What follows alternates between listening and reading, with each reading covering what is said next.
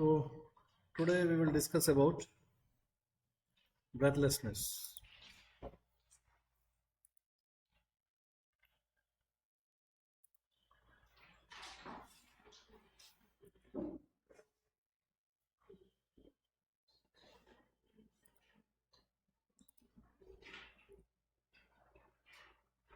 Okay. So what do you mean by breathlessness? Yes, any idea? Breathlessness क्या होता है? Huh? Difficulty in breathing. Okay. Very good. Next.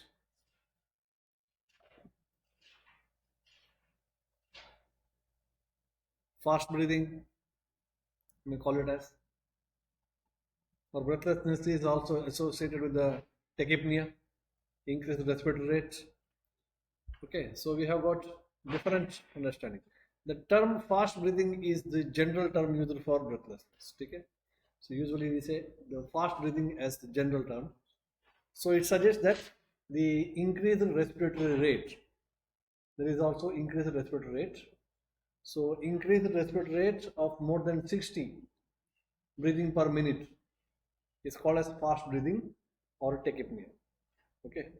So all ages, कोई भी as कुछ भी हो और अगर रेस्पिरेटरी रेट अगर मोर देन 60 है तो then it is always called as fast breathing और tachypnea. Okay. Now, fast breathing can be seen in many problems. Most commonly, fast breathing या breathlessness कहाँ पे मिलता है? Disease of which system? कौन सा सिस्टम का डिसीज में breathlessness मिलता है? Respiratory system most commonly, but it can be seen in other systems also. So symptoms of multiple system है. So breathlessness is not only limited to the respiratory system. Usually it will be seen in case of respiratory system, okay. But apart from that, in many other system also we find breathlessness, okay. So multiple system. One of them is cardiac system. Patient with the cardiac problem will also have breathlessness. Patient with the neurological problems will also have breathlessness. Okay, patient with the GIT system problem is also having breathlessness. Why? GIT में कैसे होगा? There will be abdominal distension. So diaphragm is not allowed to move and there is increased intrathoracic pressure and there will be tachypnea. This is how even a disease of the GIT may also cause breathlessness. ठीक है? So GIT में क्या होगा? कोई भी cause है जिसकी वजह से abdominal distension है. For example, ascites है या कुछ भी है. ठीक है? So then diaphragm is not allowed to move up and down and that leads to increased intrathoracic pressure and there will be tachypnea. Okay. Similarly, one of the most common problem again the tachypnea will be there, that is metabolic disorder. कोई भी metabolic disorder में भी tachypnea होता है. For example, diabetes mellitus, you find tachypnea, Kussmaul's breathing. तो diabetes mellitus का जो patient है. Why? Because it is because of metabolic problems. There will be simply metabolic problem. Now fever, sometimes tachypnea is also there in fever, not sometimes, always. ठीक है, tachypnea, increased respiratory rate is also there in fever. So in fever, why? Again, in fever there is metabolic disturbance. Metabolism बढ़ जाता है. Fever में क्या होता है कि हीट प्रोडक्शन बढ़ जाता है ना. तो इसका मतलब क्या है? हीट प्रोडक्शन कहाँ से हो गया? मेटाबॉलिज्म बढ़ने के बाद ही तो हुआ. जब मेटाबॉलिज्म बढ़ेगा तभी तो हीट प्रोडक्शन होगा. सो मेटाबॉलिज्म ज़्यादा हो गया. So that also leads to tachypnea as in case of fever. Tachypnea or breathing difficulty will be also there in renal problem, as in case of renal tubular acidosis. Acidosis हो गया, renal tubular का problem है, acid base balance ठीक से maintain नहीं हो पाया, ammonia का एब्जॉर्प्शन माने एक्सक्रीशन नहीं हुआ, एमोनिया ऐसे ही रह गया.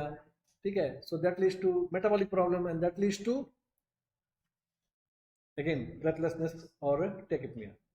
So many other conditions related to renal system like glomerulonephritis, and even in case of hypertension there is breathlessness. So one thing is very clear, breathlessness is not only related to respiratory system. Breathlessness may be there in multiple systems. So you should not always restrict your thinking only to the respiratory system. That's the message. What is the difference between tachypnea and respiratory distress? दो word use करते हैं breathlessness में. Tachypnoea बोलेंगे और उसके बाद respiratory distress बोलेंगे. ये दोनों के बीच में क्या डिफरेंस है? Now in case of tachypnoea there will be rapid breathing but patient may or may not complain and sometimes even the doctor will also not notice. Tachypnoea जब होता है तो इंक्रीज रेस्पिरेटरी रेट है, कभी कभी तो patient को पता नहीं चलता, और कभी कभी डॉक्टर को भी पता नहीं चलता पेशेंट को टेकिपनिया चल रहा है। जब आप चेस्ट मूवमेंट देखेंगे तभी पता चलेगा ना, नहीं तो पता ही नहीं चलेगा। Patient is absolutely fine, patient is doing well, patient को कोई प्रॉब्लम नहीं है, ठीक है, कोई कंप्लेंट नहीं है, बट फिर भी वो टेकिपनिक है, टेकिपनिक है। So there will be a rapid breathing and there is no usage of accessory muscles of respiration. सिर्फ टेकिपनिया चल रहा है, कोई भी एसेसरी मसल्स ऑफ रेस्पिरेशन का यूज नहीं हो रहा है, ठीक है। आपका नेक मसल यूज नहीं हो रहा है, थोरैक एब्डोमिनल जो भी मसल है, सेरेटस एंटीरियर, ये सब नहीं हो रहा है। जैसा अगर रेस्पिरेटरी डिस्ट्रेस है, जैसा तंबाकू श्वास में होता है या ब्रोंकियल अस्थमा में होता है, तो वहां पे क्या होता है कि बहुत सारे एसेसरी मसल्स ऑफ इस टाइप से करता है, एसेसरी मसल्स ऑफ रेस्पिरेशन भी यूज में हो रहा है। सिर्फ टेकिपनिया है पेशेंट को, कोई प्रॉब्लम नहीं है, ठीक है, पेशेंट दिखने में सही लगेगा और फिर भी जो है उसका टेकिपनिया चल रहा है। This is the difference. But in case of respiratory distress there will be usage of accessory muscles of the respiration and patient himself complains that he has got some problem in the respiration. Tachypnoea में क्या है, वो silent रहेगा, ठीक है, चल रहा है उसका रेस्पिरेटरी रेट बहुत ज्यादा चल रहा है, 60 से ऊपर चल रहा है, फिर भी पेशेंट साइलेंट रहेगा, ठीक है, और डॉक्टर को भी पता नहीं चलेगा अगर देखेंगे नहीं है तो। बट रेस्पिरेटरी डिस्ट्रेस में ऐसा नहीं होगा, आपको देखने से ही पता चलेगा कि इसको कोई प्रॉब्लम चल रहा है, और पेशेंट खुद बोल रहा है मुझे प्रॉब्लम है। So this is the basic difference between tachypnea and respiratory distress. These two things are different. These two things are different. Usually in metabolic problems, जहां पे भी metabolic problem होता है कोई भी टाइप का, metabolic मतलब क्या है, inborn errors of metabolism हो गया, electrolyte disturbance हो गया, जैसा फीवर आ गया वहां पे भी मेटाबॉलिज्म बढ़ गया, जो भी मेटाबॉलिक कॉज है, तो वहां पे सब टेकिपनिया मिलता है, वहां पे यूजुअली टेकिपनिया मिलता है। जो रेस्पिरेटरी ट्रैक्ट का ही कॉज है, कोई ना कोई एक कॉज है, जैसे निमोनिया है या और कोई ऑब्स्ट्रक्टिव कॉज है या एलर्जी कॉजेस है जो भी है, तो वहां पे यूजुअली रेस्पिरेटरी डिस्ट्रेस मिलता है, इसलिए उसका नाम ही रेस्पिरेटरी डिस्ट्रेस है। टेकिपनिया जो है वो जनरलाइज्ड है, मतलब यूजुअली मेटाबॉलिक प्रॉब्लम्स में आता है। So tachypnoea is seen in this conditions, this are some of the conditions where typically we find tachypnoea. Transient tachypnoea of the newborn, पता है इसके बारे में, किसमें कॉमन है ये? जो एलएसएस के बच्चे होते हैं उसमें कॉमन है, ठीक है, मेल बच्चों में कॉमन है, इसका कारण क्या है पता नहीं है, बट मेल बच्चों में यूजुअली ज्यादा मिलता है LSS. Another one is tachypnoea in fever, मैंने बताया क्यों होगा फीवर, ठीक है। नेक्स्ट साइकोलॉजिकली, कभी कभी टेकिपनिया जा सकता है साइकोलॉजिकली, टेंशन में आ गए, एंजाइटी में आ गए, ठीक है। एनी हाइपर वेंटिलेशन प्रॉब्लम इसमें भी मिलेगा।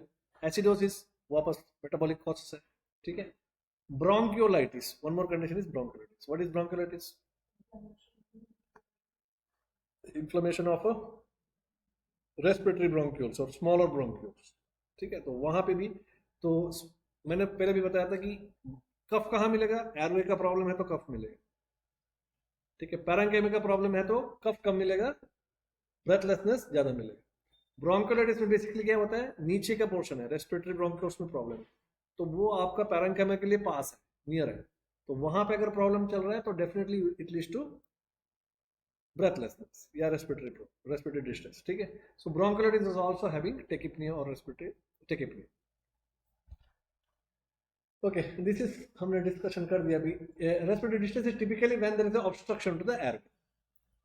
tachypnea बहुत सारी जगह में हो सकता है, बट respiratory distress हमेशा एयरवे का ऑब्स्ट्रक्शन में ही होता है मैक्सिमम टाइम, ठीक है। सो देयर में भी एडिमा, एयरवे में एडिमा हो सकता है, कोई भी इन्फ्लेमेशन हो गया, एडिमा हो गया और पेटेंसी कम हो गया, ठीक है, तब जाके रेस्पिरेटरी डिस्ट्रेस हो सकता है।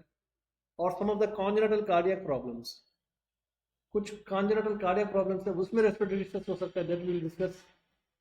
And typically there is usage of accessory muscles of respiration, इसलिए पेशेंट का पूरा जो है चेस्ट एरिया को आप क्लोथ निकाल करके पेशेंट को देखना बहुत जरूरी है, उसका कितना accessory muscles of respiration use हो रहा है, ठीक है, नहीं तो ये आइडिया नहीं आ जाएगा। वो भी सर्दी का सीजन में, विंटर सीजन में 4-5 स्वेटर सब पहन के आया है, ठीक है, आपको कुछ नहीं पता चलेगा उसको रेस्पिरेटरी टेकिपनिया में है, रेस्पिरेटरी डिस्ट्रेस है, कुछ नहीं है, पेशेंट जो बोलेगा उसी को मानना पड़ेगा,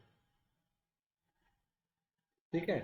सो there is usually respiratory distress will be seen in case of upper respiratory, क्या है कि there may be problem in the nasal alae, upper airway, lung parenchyma और द एलोन, ठीक है। तो जब भी पेशेंट को टेकिपनिया, तो मैंने बता दिया टेकिपनिया कहाँ मिलेगा, ठीक है।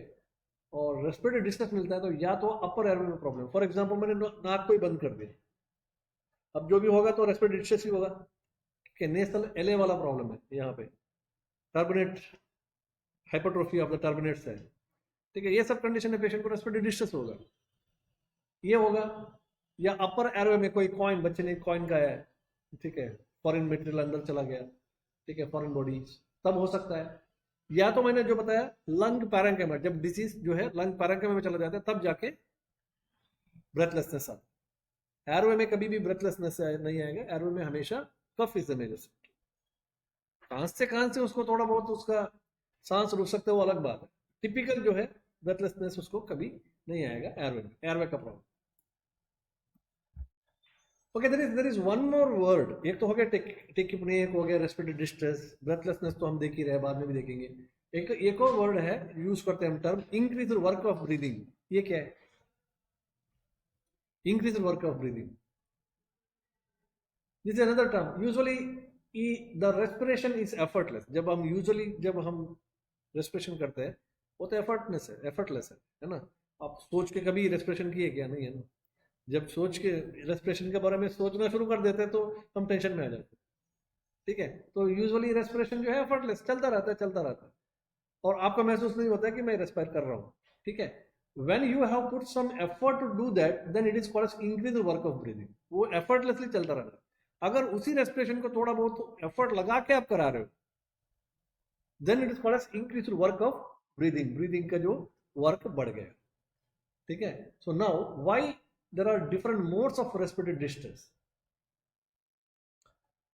so these three terms you have to understand. increased work of breathing, ठीक है। For example in patient of cor pulmonale का जो पेशेंट है, तो वहां पे क्या होगा, उसका respiration increase work of breathing में आ जाएगा, क्योंकि उसको प्रेशर को, वो नेगेटिव प्रेशर को क्रिएट नहीं कर पा रहा है इंस्पिरेशन करने के लिए, इसलिए फोर्सफुली कुछ करके वहां पे वो नेगेटिव प्रेशर को क्रिएट करना पड़ता है, या फोर्सफुली एयर को अंदर पुश करना पड़ता है।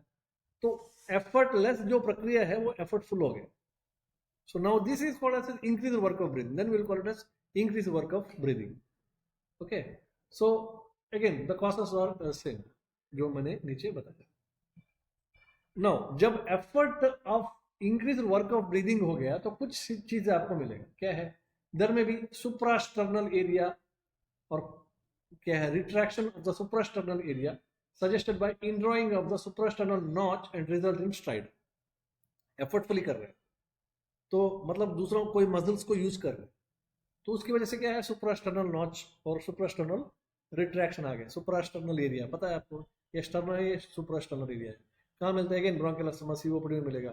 जब ये ब्रीदिंग कर रहा है तो ये वाला पोर्शन अंदर चला जाएगा ऐसा, ठीक है, suprasternal. At lung parenchyma same, अगर प्रॉब्लम लंग पैरेंकाइमा का लेवल है तो सब कोस्टल रिट्रैक्शन मिलेगी, कोस्टल रिट्रैक्शन मिलेगा। सो इसलिए जो एग्जामिनेशन में पेशेंट से बहुत सारी चीज पता चलेगा। अब देखो सुप्रास्टर्नल रिट्रैक्शन है तो इसका मतलब क्या है, प्रॉब्लम कहाँ है? अपर एयरवे में, या तो उसका कोई फॉरेन बॉडी यहाँ पे फंसा हुआ है या ऐसा कुछ है, ठीक है। अगर वो सब कोस्टल रिट्रैक्शन है, यहाँ पे सब कोस्टल एरिया में जो है रिट्रैक्शन, फसली चलना बोलते हैं ना ये लोग कॉमनली, फसली चलना, तो उसका मतलब है लंग पैरेंकाइमा में प्रॉब्लम है।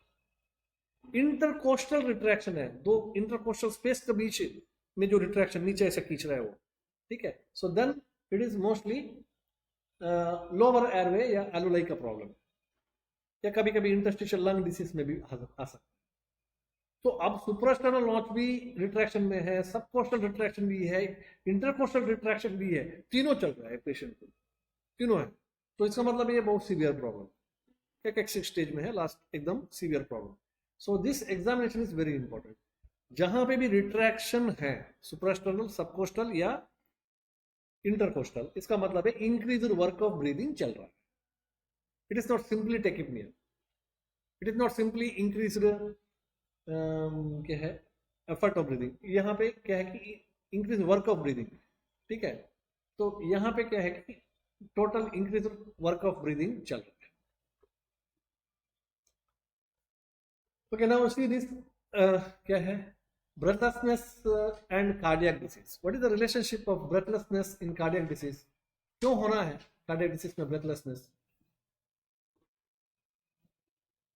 Any idea?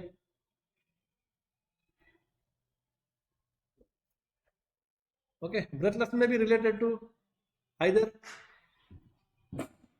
कार्डियक डिसीज के बाद, कार्डियक डिसीज में जो आपको ब्रेथलेसनेस आ, ठीक है। So what is the relationship between cardia and breathlessness? Cardia और ब्रेथलेसनेस के, चलो दिखाई तो पड़ रहा है ना, कार्डिया और ब्रेथलेसनेस के बीच में क्या डिफरेंस, माने रिलेशनशिप है? चरक क्या बोलता है? What Charak says? प्राणवासोत्सव मूलम हृदय मूलम, ठीक है। And what he says?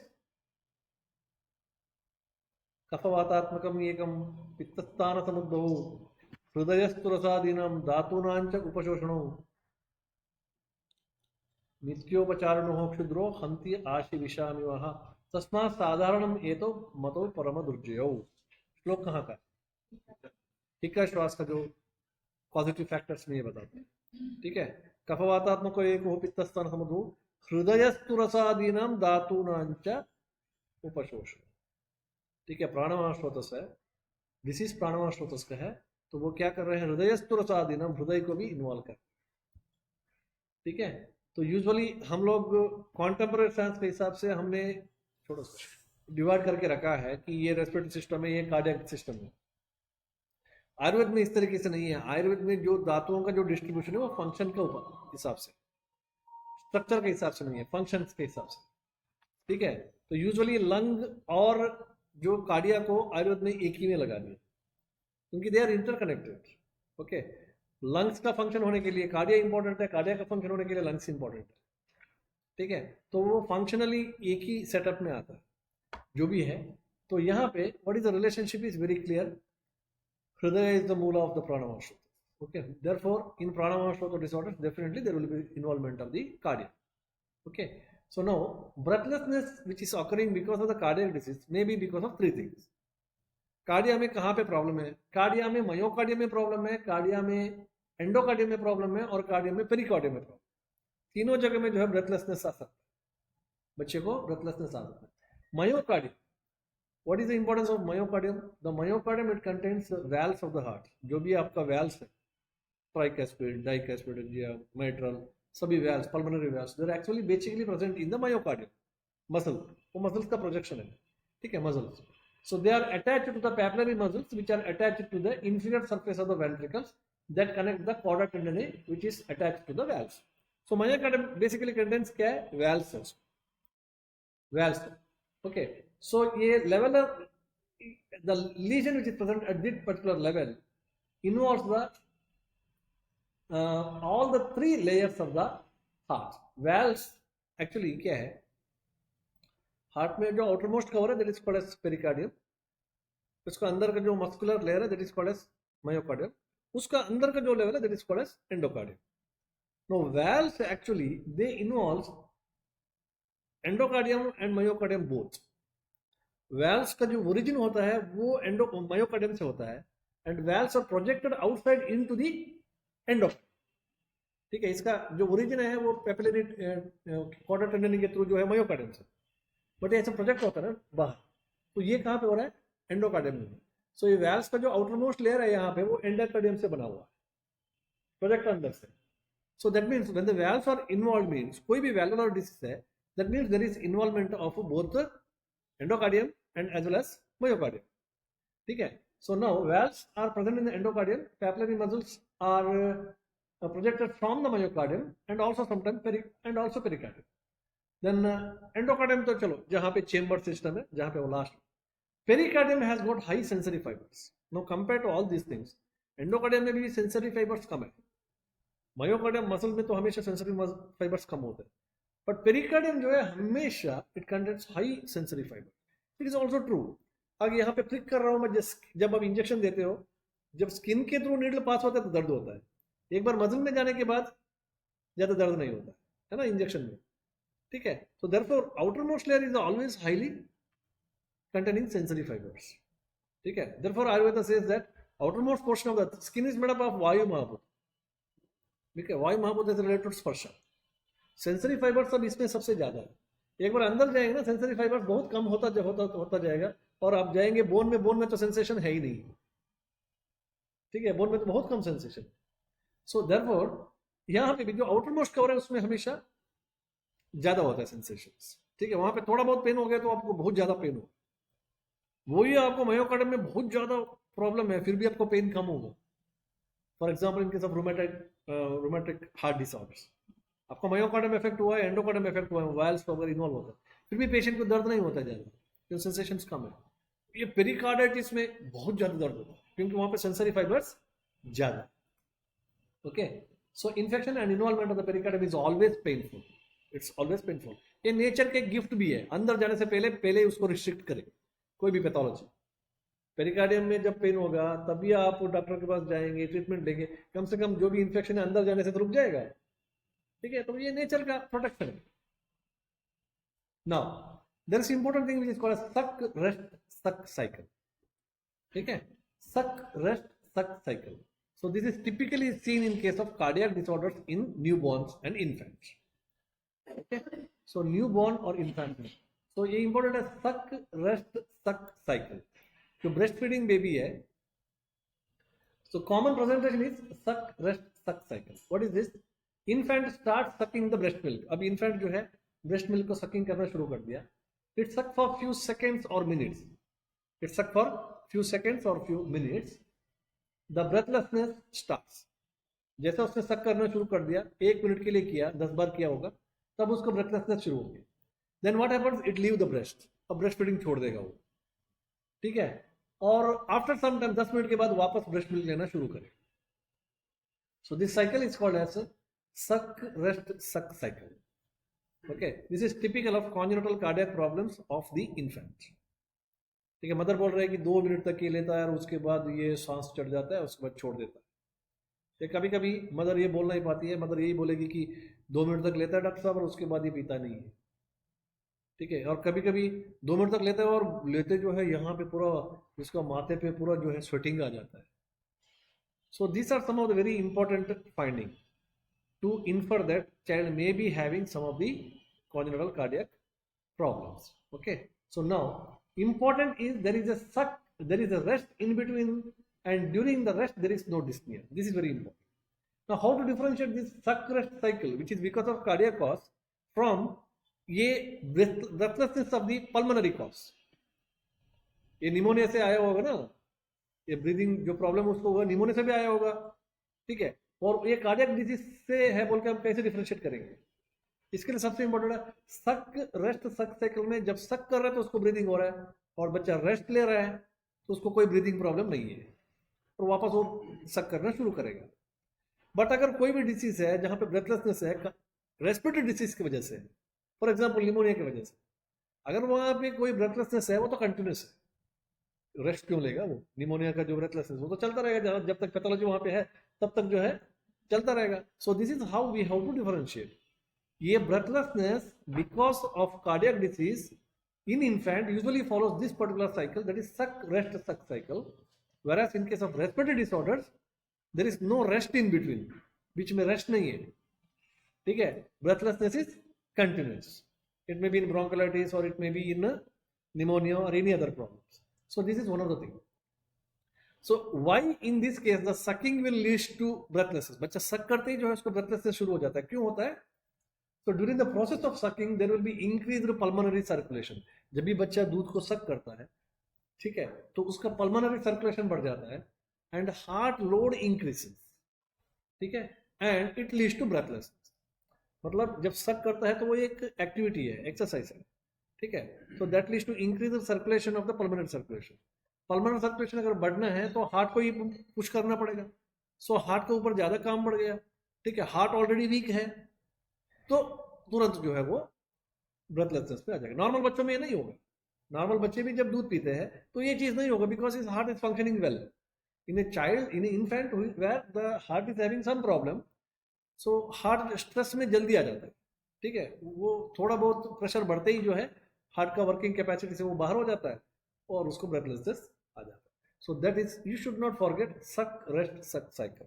Infant को डील कर रहे हो आप, न्यूबॉर्न को डील कर रहे हो, तो ये वाला फाइंडिंग बहुत इंपॉर्टेंट है, क्योंकि कॉन्जेनिटल कार्डियक प्रॉब्लम्स जो है अनकॉमन नहीं है, कॉमन है ना।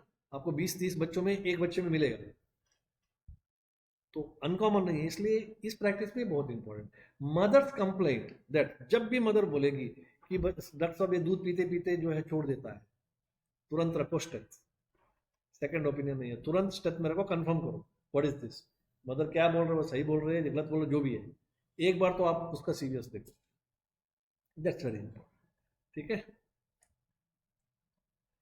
Now what is this, whereas breathlessness which occurs in the ये तो हमने डिस्कशन कर दिया। The breathlessness which occurs in case of a respiratory disorders is always continuous and there is no rest in between and it occurs in case of bronchiolitis, pneumonia etc. इस part को हमने already discussion कर चुके हैं। Now breathlessness is also common in interstitial lung disease। interstitial lung disease मतलब जो है ये भी ऐसा ही है, एक तरीके से लंग पैरेंकाइमा का डिसीज है। ठीक है, तो usually we get breathlessness on exercise which is called as exercise induced breathlessness. अगर ब्रेथलेसनेस है, अगर वो इंटरस्टिशियल लंग डिजीज है, इंटरस्टिशियल मतलब क्या है, दो एलोलाई के बीच में प्रॉब्लम है, तो वहां पे कोई फाइब्रोसिस हुआ है या तो फ्लूइड एक्यूमुलेट हुआ है, इस तरीके से कोई जो भी प्रॉब्लम है, ठीक है, इंटरस्टिशियल लंग डिजीज है, तो यूजुअली वहां पे क्या होता है, एक्सरसाइज जब आप करते हैं तब भी उसको ब्रेथलेसनेस हो। जब एक्सरसाइज करते हैं तो ज्यादा ऑक्सीजन की जरूरत पड़ता है, ज्यादा ऑक्सीजन अंदर लेना पड़ता है, लंग को ज्यादा एक्सपांड करना पड़ता है, बट यहाँ पे लंग एक्सपांड नहीं कर पाता क्योंकि बीच में जगह नहीं, वहाँ पे फ्लूइड या फाइब्रोसिस ऐसा कुछ हुआ है या इलास्टिसिटी कम हो गया, तो क्या होगा कि तुरंत ब्रेथलेस में चला। Okay, so this is how you have to differentiate. Now one more thing is cough and dyspnea in pediatric disorders। अब तो हम सिर्फ ब्रेथलेसनेस के बारे में देखें, कहाँ पे सिर्फ ब्रेथलेसनेस मिलता है, so we have seen all this things. Now there is cough and breathlessness both, cough and breathlessness both, कुछ ऐसा कंडीशन है जहाँ पे खांसी और ब्रेथलेसनेस दोनों मिल सकते हैं। अभी तक मैंने क्या बता रहा था कि cough is seen as a symptom of airway, जहाँ पे भी एयरवे है उसका मतलब है खांसी है। आपको अगर खांसी आ रहा है इसका मतलब है आपका बच्चा सेफ है। मदर बोल सकते हैं बहुत खांसी है बहुत खांसी है, इसका मतलब है अंदर से आप सोचो बच्चा सेफ है। खांसी अगर आ रहा है तो उसका मतलब है डिसीज अभी भी कहाँ पे है, एयरवे में ही है, एयरवे से पैरेंकाइमा में नहीं गए, प्रतिशायत कासा कासात राजेक्शन। ठीक है, तो एयरवे में अभी नहीं गए तो इसलिए बच्चा सेफ है, बच्चे को निमोनिया वगैरह नहीं है। जैसा निमोनिया वगैरह शुरू हो जाता है क्या होता है, खांसी आना कम हो जाता है और रेस्पिरेटरी प्रॉब्लम बढ़ जाता है, इसका मतलब है अभी इंफेक्शन आ गया लंग पैरेंकाइमा। ओके, सो अभी तक हम यही बोल रहे थे कि cough is because of airway problem and breathlessness is because of or dyspnea, एक और नाम है dyspnea is because of parenchyma. ठीक है, अब मैं बोल रहा हूं कफ और पैरेंकाइमा दोनों मिल सकते हैं एक साथ कुछ कंडीशन में। Child with cardiac disease, child with cardiac disease और child with congenital cardiac defects is always more prone to recurrent respiratory tract infection। अच्छा, बच्चे को कार्डियक प्रॉब्लम है तो बच्चे को बार बार सर्दी खांसी होगा या अपर रेस्पिरेटरी ट्रैक्ट या लोअर रेस्पिरेटरी ट्रैक्ट इन्फेक्शन होगा, क्यों, why, what is the reason. एक बच्चे को कोई कॉन्जेनिटल प्रॉब्लम है, take it as ventricular septal defects, ठीक है, दो वेंट्रिकल के बीच में ओपनिंग है, सो क्या होगा, अभी जो राइट वेंट्रिकल और लेफ्ट वेंट्रिकल दोनों कनेक्ट हो गए इस ओपनिंग की वजह से। ठीक है, सो लेफ्ट वेंट्रिकल में ज्यादा प्रेशर रहता है, राइट वेंट्रिकल में कम प्रेशर रहता है, पता है, तो फ्लो ऑफ द ब्लड हमेशा लेफ्ट टू राइट ही रहेगा। अब राइट वेंट्रिकल क्या हो गया, राइट वेंट्रिकल में अमाउंट ऑफ ब्लड जो आए वो ज्यादा हो गया। अब अमाउंट ऑफ ब्लड ज्यादा आ गया राइट वेंट्रिकल में, किसी तरीके से खाली तो करना ही पड़ेगा उसको, खाली तो करना ही पड़ेगा, रख नहीं सकते उसको, तो राइट वेंट्रिकल अब कोशिश करेगा कि इस ब्लड को किसी तरीके से मैं खाली करूं। तो खाली अगर राइट वेंट्रिकल कर सकता है तो कहाँ कर सकता है, पल्मोनरी ट्रंक में ही करना पड़ेगा उसको, और कोई रास्ता नहीं है, या तो वापस जाएगा राइट एट्रियम में, है ना, तो वहां पे वैल्व है, तो पल्मोनरी ट्रंक को ही पुश करना पड़ेगा। तो राइट वेंट्रिकल क्या करता है, पल्मोनरी ट्रंक को ब्लड को पुश कर दिया, इसको पुश करते करते पल्मोनरी राइट वेंट्रिकल क्या हुआ, उसका काम बढ़ गया ना, तो it undergo right ventricular hypertrophy, और ब्लड कहाँ पे गया, लंग्स में गया। अब लंग्स में ब्लड का ओवरफ्लो हो गया क्योंकि जरूरत से ज्यादा ब्लड आ रहा है लंग्स में, ये पुश कर रहा है ना खाली करने का चक्कर में, तो अब पूरा आपका जो पल्मोनरी एरिया वो ब्लड से एक्यूमुलेट हो गया, ब्लड से एक्यूमुलेट हो गया। ठीक है, तो अब वहां पे ब्लड ज्यादा हुआ तो ब्लड का जो फ्लो है वो थोड़ा स्लो हो गया, वहां पे ब्लड एक्यूमुलेट हो रहा है ना, ज्यादा जरूरत से ज्यादा ब्लड आ रहा है लंग पैरेंकाइमा में, ठीक है, वहां का वेस्कुलेचर में, तो ब्लड वहां पे एक्यूमुलेट हो गया, तो ब्लड का फ्लो क्या हुआ, कम हुआ, तो ब्लड वहां पे स्टेसिस हो गया, रुक गया, जो चल रहा है वो बहुत धीरे धीरे चल। सो जब ब्लड स्टेसिस वहां पे हो जाता है, that is always one of the predisposing factor for infection. कोई भी इन्फेक्शन होने के लिए कोई भी चीज रुक जाता है ना, तो वहां पे हमें इन्फेक्शन होने का चांसेस ज्यादा, वो ब्लड हो सकता है, पानी हो सकता है, जो भी है। It is running water is always best, ठीक है, पानी रुकना नहीं चाहिए, ब्लड रुकना चाहिए, रुकते ही जो है वो एक कल्चर मीडिया का जैसा एक्ट करता है, वहां पे बैक्टीरिया का ग्रोथ हो जाता है। See very simple, your blood contain so many bacteria, but blood अपना एक गति से चलता रहता है, इसलिए वो जो बैक्टीरिया है ना वो क्लीन होता जाता है। नहीं तो हम खाने, अब जो खाना खाते हैं उसमें बहुत सारे बैक्टीरिया अंदर आ जाते हैं, और वहां पर जीएटी को सब एस्केप करके वो एब्जॉर्ब भी हो जाते हैं। बट क्या करते हैं, ब्लड फास्टली चलता रहता है, तो इसलिए इसका फिल्ट्रेशन भी चलता रहता है लीवर से। अब यहाँ पे क्या हुआ, ब्लड स्लो हो गया, अब बैक्टीरिया को ऊपर उठने का मौका मिल गया, and it causes infection. So child with congenital cardiac problem is more vulnerable to a repeated respiratory tract infection because of this problem. समझ में आ गया? So because of this problem, so child with a cardiac disease or congenital defect is always more prone to recurrent respiratory tract infection. इसलिए एक बच्चा है आपके पास आ रहा है ओपीडी में, मदर का कंप्लेंट क्या है, सर बार बार सर्दी खांसी हो। So again immediately you have to check the CVS, ठीक है, because congenital problem of the CVS may be one of the cause for this repeated respiratory tract infection. But एक differential point है, usually अगर cardiac problem की वजह से बच्चे को बार बार सर्दी खांसी हो रहा है, तो वो क्या होता है, लोअर रेस्पिरेटरी ट्रैक्ट इन्फेक्शन होता है। अपर रेस्पिरेटरी ट्रैक्ट इन्फेक्शन है तो बाहर से आना चाहिए, है ना, बाहर से सर्दी खांसी एलर्जी से है तो सबसे पहले नाक से शुरू हो जाएगा, नीचे अपर रेस्पिरेटरी ट्रैक्ट में चला जाता है। बट यहाँ पे क्या है, ब्लड स्टेसिस नीचे हो रहा है ना, नीचे पल्मोनरी एरिया में ब्लड स्टेसिस हो रहा है, और वहीं से जो है कल उसका ग्रोथ हो रहा है, तो usually it start as lower respiratory tract infection, है ना। सर्दी खांसी सब बच्चे को बहुत कम होगा, बच्चे को सीधा फीवर और ब्रेथलेसनेस में आ जाएगा बच्चा सीधा, हाँ, या निमोनिया में आ जाएगा। So that means lower respiratory tract infections are more common than the upper respiratory. वो भी हो सकता है, अपर भी हो सकता है, बट लेस कॉमन, ठीक है। यूजुअली अपर रेस्पिरेटरी ट्रैक्ट इन्फेक्शन को क्या हॉस्पिटलाइजेशन की जरूरत नहीं पड़ता, आपने कुछ मेडिसिन दे दिया वो सही हो जाता है upper respiratory. But lower respiratory tract infections are such infections which require hospitalization and high antibiotics, IV antibiotics सब देना पड़ता है। So we will consider such type of infection as a lower respiratory tract infection। diagnosis करने माने OPD level में देखने के लिए। आप पूछो बच्चे को एडमिट करना पड़ता था क्या, जब भी सर्दी खांसी उसको होता है एडमिट करना पड़ता है, हाँ सर डॉक्टर साहब हर बार उसको एडमिट करने के, IV लगाने के, इंजेक्शन देने के बाद ही सही होता है। It's a lower respiratory tract infection, ठीक है, ऐसे ही सही हो जाता है मेडिसिन से, हो तो अपर रेस्पिरेटरी ट्रैक्ट इन्फेक्शन, ठीक है। Now this one thing, so A cardiac disorder will be always associated with growth failure. क्या होगा कि रिपीटेड रेस्पिरेटरी ट्रैक्ट इन्फेक्शन जिसको भी होगा उसका ग्रोथ फेलियर हो गई, और यहाँ पे क्या लंग्स में हो रहा है प्रॉब्लम और कार्डियक का प्रॉब्लम है, तो ब्लड एक्सचेंज का प्रॉब्लम है, ऑक्सीजन एक्सचेंज का प्रॉब्लम है, तो ग्रोथ के ऊपर तो इसका इफेक्ट पड़ेगा ही, ओके।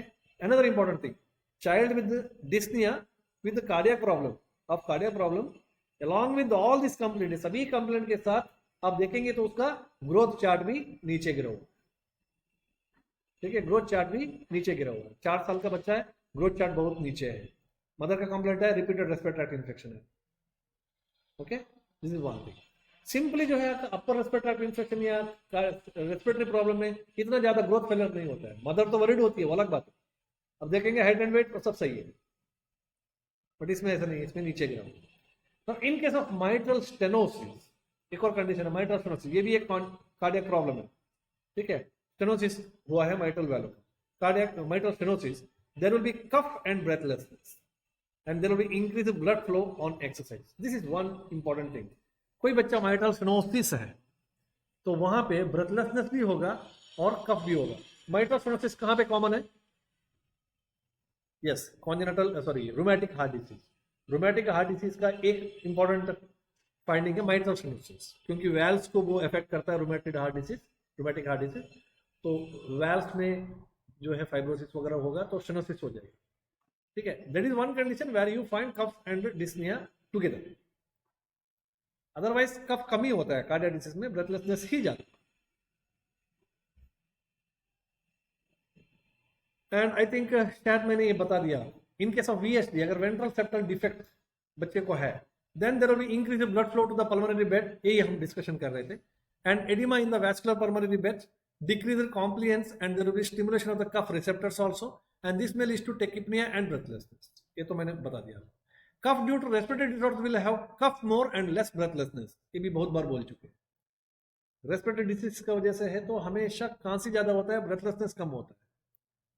ठीक है, और there will be wet sputum and normal in between the cough, child is normal in between the cough. So cough due to CNS problem, now this is very important. खांसी जो है CNS problem की वजह से, अभी तक हमने cardiac देखा, अब देखेंगे सीएनएस। ठीक है, खांसी, ब्रेथलेसनेस और खांसी ये दोनों जो है सीएनएस के प्रॉब्लम से भी हो सकता है।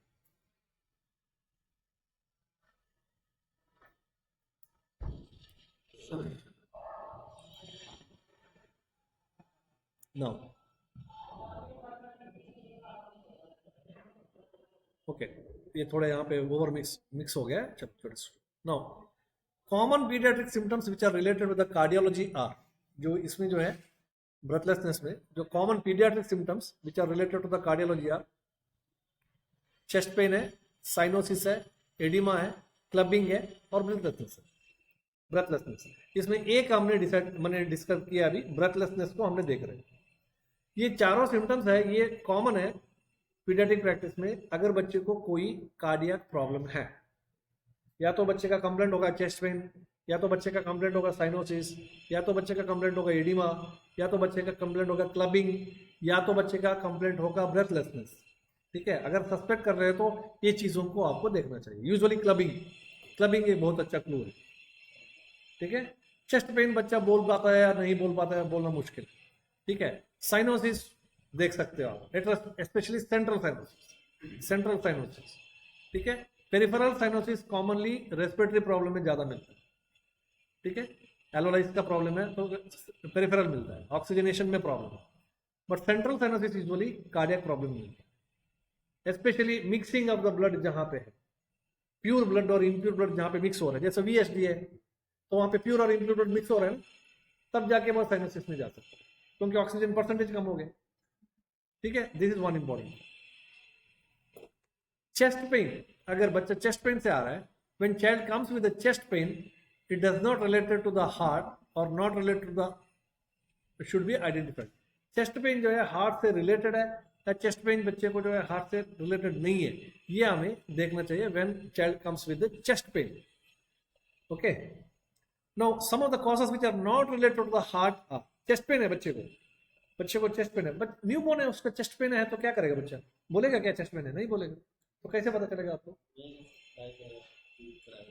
क्राई कर सकता है। ठीक है, और कुछ? वो भी ठीक है। Any other thing?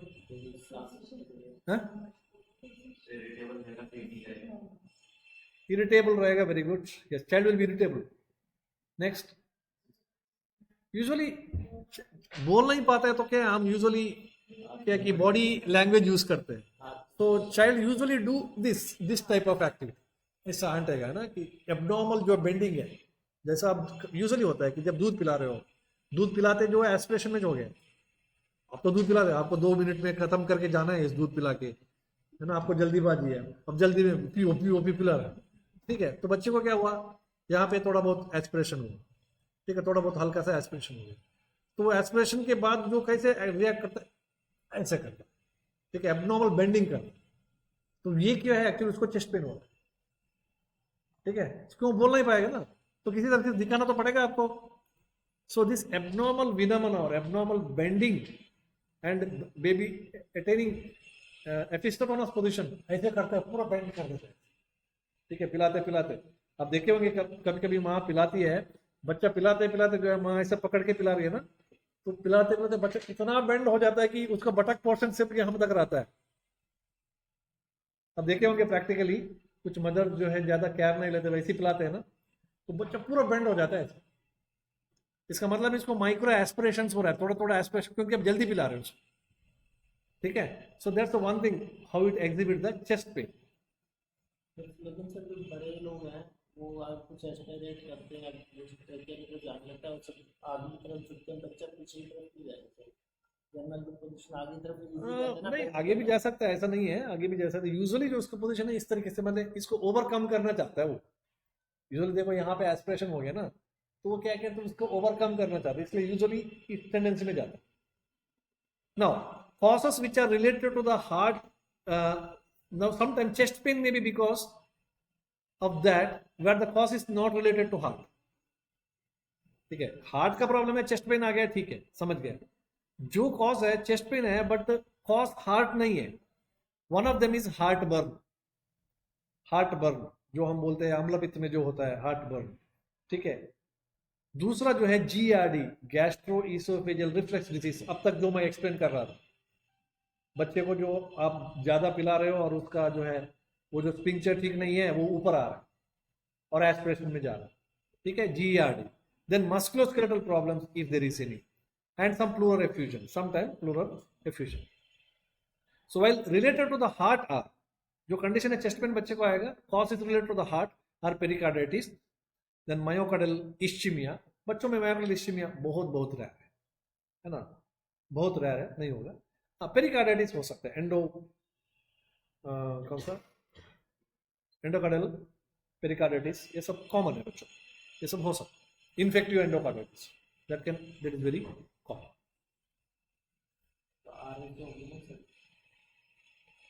Micro anatomy of the CVS, if you see the anatomy wise जाएंगे, ये हमने शायद अभी अभी डिस्कशन किया, ठीक है। आपको देखना पड़ेगा मायोकार्डियम है, एंडोकार्डियम है, पेरिकार्डियम है, ठीक है। So this in the beginning itself we have discussed. breathlessness in the cardiac disease, this is also over, ये भी हो गया। Cough and dyspnoea and paediatric disorders, yes. Now come to another complaint, that is palpitation. अच्छा, cyanosis, मैंने बताया कि cyanosis usually central cyanosis, okay. Central cyanosis most commonly seen in the junction where there is high blood supply, जहां जहां पे blood supply बहुत high है, तो वहां पे आपको सेंट्रल साइनोसिस दिखाई पड़े। For example, lips, mucous membrane, then tongue, tip of the tongue, etc. Okay, तो यहाँ पे आपको सेंट्रल साइनोसिस देखेंगे। पेरिफेरल साइनोसिस देखेंगे तो आप पेरिफेरी में देखेंगे, टिप ऑफ द नोज और fingers and all those things. Central cyanosis should be always seen in the central portion of the body, that's all, जहाँ पे आपका ब्लड सप्लाई बहुत ज्यादा है, ठीक है, क्योंकि ब्लड का मिक्सिंग हो रहा है, तो ऑक्सीजनेशन का जो परसेंटेज कम हो गया, वो कहाँ पे पता चलेगा, जहाँ पे ज्यादा ब्लड सप्लाई है वहीं पे तो पता चलेगा। Okay, so bluish lips and bluish tongue and all these things, this is typically of central symptoms. So breathlessness, cyanosis, chest pain, तीन चीज जो इंपॉर्टेंट है कार्डियक डिजीज को आइडेंटिफाई करने के लिए, या ब्रेथलेसनेस को आइडेंटिफाई, सॉरी कार्डियक डिजीज को identify, that we have seen. One more thing is palpitation, एक और जो है वो palpitation. So one more cardiac problem is a palpitation, okay. So what is palpitation? Palpitation का मतलब क्या होता है? जब हमारा हार्ट बीट हमें ही सुनना शुरू हो जाता है, तब जाके हम इसको बोलते हैं पाल्पिटेशन, ठीक है। हार्ट बीट तो चल ही रहा है, कुछ ज्यादा चेंज भी नहीं है, बट कभी कभी सोते वक्त जो है हमारा हार्ट बीट हमें खुद, अब ऐसा हाथ रख करके सो जाओ और यहाँ पे पल्सेशन आना शुरू हो जाता है, दर्द दर्द दर्द, यहाँ पे आपको सुनाई पड़ रहा है, okay. So when you are aware of your own heartbeat, so then it is actually called as palpitation. Okay. One more cardiac symptom, that is palpitation. Awareness of one's own heartbeat is called as palpitation. Okay. Now how come a infant is able to identify the palpitation? हम लोगों को palpitation पता होना ही बहुत मुश्किल है, ठीक है। तो बहुत ज्यादा वैभव होने से पहले, वैभव में अंदर जाने से पहले थोड़ा बहुत palpitation होता है, अंदर जाने के बाद तो रिलैक्स हो जाते हो, अलग बात, ठीक है। अंदर जाके बैठने के बाद वो भी एक क्वेश्चन का आंसर नहीं हुआ, उसके बाद एकदम रिलैक्स हो जाते हैं, आप जो होना है हो जाते हैं, ठीक है। तो जाते वक्त एक बार पाल्पिटेशन होता है, ठीक है। सो कभी कभी बहुत इंटरेस्टिंग क्रिकेट मैच वगैरह देखते वक्त भी पाल्पिटेशन हो जाता है, ठीक है, और गलती किया पकड़ने का पूरा संभावना है तभी पाल्पिटेशन हो जाता है, तो वो अलग बात है, ठीक है। Now how come an infant come to know that, कैसे पता चलेगा कि उसको पाल्पिटेशन है? वो तो बोल नहीं सकता है, एक इन्फेंट तो बोल ही नहीं सकता उसको पाल्पिटेशन चल रहा है बोल के, कैसे पता चलेगा? और else how does the mother know that child is having palpitation? Mother को कैसे पता चलेगा कि बच्चे को पाल्पिटेशन चल रहा है? प्रैक्टिकली बहुत डिफिकल्ट है, but still you can do it when it is pathological, unprovoked sudden onset which lasts for variable time, so it is nothing but abnormal awareness of the heartbeat जो भी है। now how come mother says मेरा बच्चे को palpitation है, या कैसे doctor जो है कंफर्म कर सकता है इस बच्चे को palpitation है कि नहीं? if the heart is beating abnormally or then it is, that means mother says उसका जो है हार्ट है बहुत ज्यादा लड़बड़ करता, मतलब मदर बोल रहा है कि इसका ये वाला एरिया है ना वो बहुत ज्यादा मूवमेंट करता है। So mother can say this because क्या कि एक्सटर्नल जो एरिया है यहाँ पे जो हार्ट का जो बाहर वाला हिस्सा है, सो वहाँ पे एक्टिविटी बहुत ज़्यादा है, एपेक्स बीट का एक्टिविटी बहुत ज़्यादा है। मदर इसको नोटिस कर सकते हैं, क्या बोलते हैं, उसका हार्ट बहुत तेज चलता है, मदर ये बोल सकती है। तो this help to identify that बच्चे को पाल्पिटेशन है, आप सो सकते हैं, ठीक है। So that is it suggest that heart rate is more and heart workload is also more and there will be hyperdynamic circulation। जब भी hyperdynamic circulation होगा तो एक्सटर्नल एरिया में यहाँ पे जो है एक्टिविटी बढ़ेगा, फास्ट जो है एपेक्स बीट जो है बहुत तेज ऐसा चलेगा, ठीक है। तो जब ये तेज चल रहा है उसका मतलब क्या है, हाइपरडायनामिक सर्कुलेशन चल रहा है, बहुत ज्यादा सर्कुलेशन चल रहा है। So this can help to some extent to identify the palpitation indirect, ठीक है, वैसे डायरेक्टली नहीं है। नाउ दिस इज अबाउट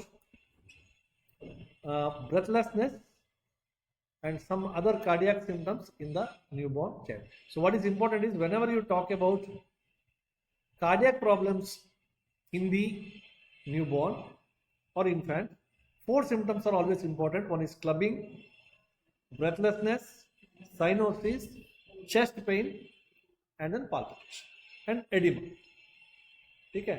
तो इसमें कुछ चीजें हमें बहुत मुश्किल है देखना, जैसा पाल्पिटेशन वगैरह है। तो सबसे इंपॉर्टेंट क्या है कि ब्रेथलेसनेस का जो पैटर्न है, सक रेस्ट सक साइकिल, ठीक है, that is very important. Then cyanosis, okay, then clubbing, you can see. Another important thing is breathlessness is not only limited to the respiratory tract system.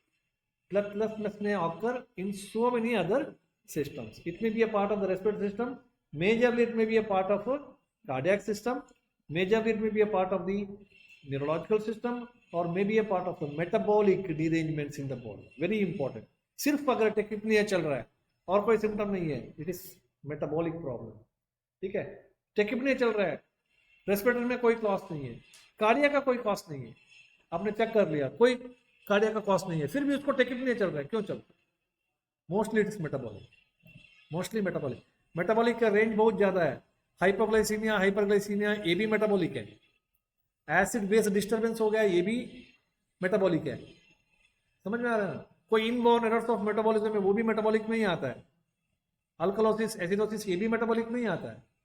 तो इसका मतलब है सिर्फ tachypnea चल रहा है और कोई उसका इन्वॉल्वमेंट नहीं है, रेस्पिरेटरी इन्वॉल्वमेंट नहीं है, दूसरा इन्वॉल्वमेंट नहीं है, so then what it suggest, definitely this is metabolic problem. So अपने आप तो ये टेकिपनिया तो आ ही नहीं सकता है, कोई ना कोई कॉज तो होना चाहिए, ठीक है। So that is metabolic, okay.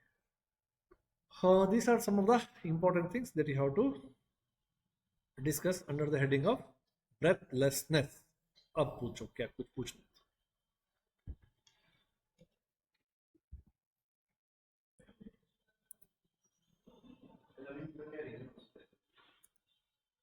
किसका?